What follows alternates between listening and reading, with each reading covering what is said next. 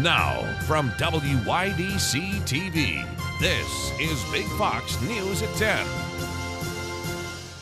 Good evening, I'm Scott Beadle with Big Fox News. The man accused of killing a Big Flats man during a home invasion has hanged himself in the Chemung County Jail. 33-year-old Curtis Burrows faced first-degree murder charges, among others, from crimes that happened back in November. Police say he attempted to kidnap a woman in Corning. She got away near the Steuben-Chemung County line. Police say that's when he broke into 60-year-old Timothy Webster's home, killing him and stealing his truck. He later crashed that truck in Mansfield and was taken to a hospital, then arrested. Sheriff Christopher Moss says Burrows' death is under investigation. A daughter admits guilt in killing her mother. 20-year-old Carrie Nyrider has pleaded guilty to second-degree murder in the death of Corning resident Michelle Nyrider. She admits to helping her father, Lloyd, kill Michelle last August. Michelle was Lloyd's ex-wife. Carrie says Lloyd wanted to free himself from having to pay child support for his youngest child and said if she didn't help him kill her mother, he would kill himself. The DA says Carrie drove Lloyd to the home and distracted her younger sibling while the strangulation took place. She then helped Lloyd stage the death as a suicide.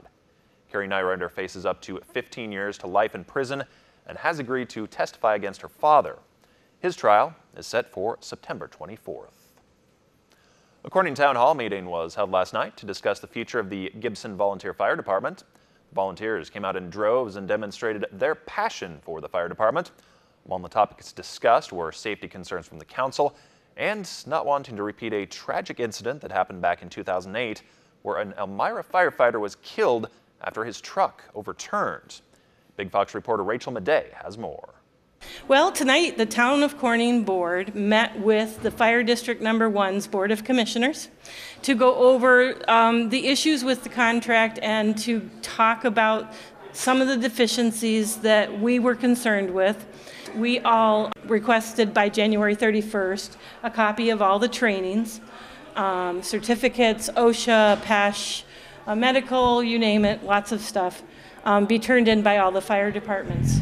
There are 4 fire departments in the town of Corning, and 3 of them complied, and there were noted deficiencies with respect to Gibson Protection District's coverage contract. The support for Gibson Fire Department was overwhelming, as volunteers, family members, and friends filled the courthouse. Documentation was under question last night, and things got heated when Gibson voiced that they felt the council was trying to push them out. Nobody's pushing you anywhere. The problem is you come up with this plan on your own and you think that. Your son has stated it twice. One thing that was universally agreed upon was the dedication and the passion of the Gibson volunteers. And by the end of the night, it seemed that both sides thought that the meeting had been a success. And in this case, I think there was an incorrect thought stream, and I'm glad we've come to confluence and had a discussion and everybody's back on the same page. Why is Gibson important to the community?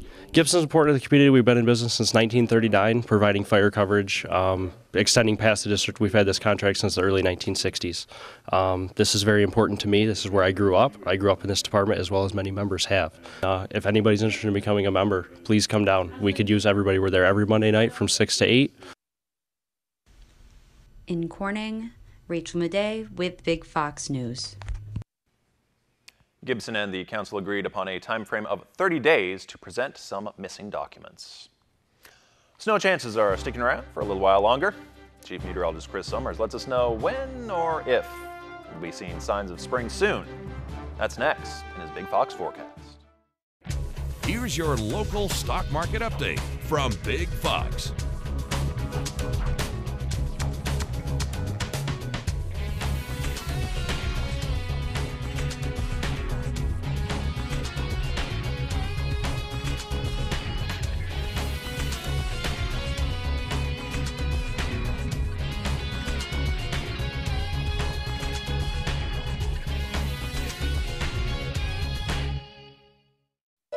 Now, your Twin Tiers forecast from Big Fox.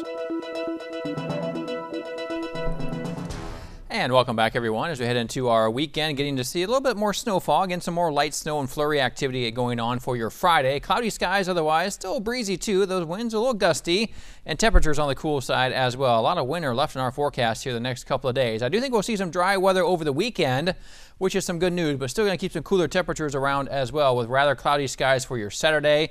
May finally see a little peak of sun by the time we get to Sunday before another system moves in early next week, which could bring another chance of some light snow back to our area. So here's what it looks like then for our area. Again, Corning, Elmira region looking like we're going to see those breezy conditions, maybe just a few flurries continuing across our area as well. Not really expecting too much, maybe an inch.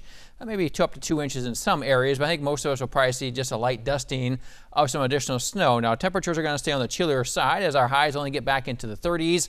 It looks like overnight lows could be into the teens in some areas as well. Now, here's what we're going to be looking for as a weekend. Not really expecting much in the way of any type of snowfall for the weekend, but we're going to see, though, temperatures getting back above freezing, and across much of our area, then some of that snow starting to melt. And with that, then, and our temperatures dipping back below freezing overnight, that's when we have some slick spots, especially early in the morning hours. So if you're going to be heading out early Saturday or early Sunday, you need to be careful out there. You could run into a few slick areas across much of the twin tiers as we start to melt off a little bit of that snow away and actually refreeze overnight. Here's a look at our 7-day forecast then. We'll see again those dry conditions for the weekend. 36 degrees the high for your Saturday. 37 degrees by Sunday. Also remember this weekend a good time. It is actually time to change that clock ahead 1 hour. Time to spring forward, and a good time to check that smoke detector battery. Maybe check also that detector battery in your carbon monoxide detector as well. But a good weekend to do that, as temperatures are going to stay chilly though even next week. Maybe another little chance of some snow Tuesday, Wednesday, and then looking like temperatures will start to get a little bit warmer by the end of next week. But a lot of winter to go through here over the next couple of days with a little bit of snow shower activity around on Friday. Overnight lows in the teens some nights too. So yeah, a lot of winter here as we get into the second week of March. Yeah, that little bit warmer sounds kind of relative. Yeah, very relative, that's for sure. All right, thanks, Chris. Thanks for joining us on Big Fox News. Have a great night.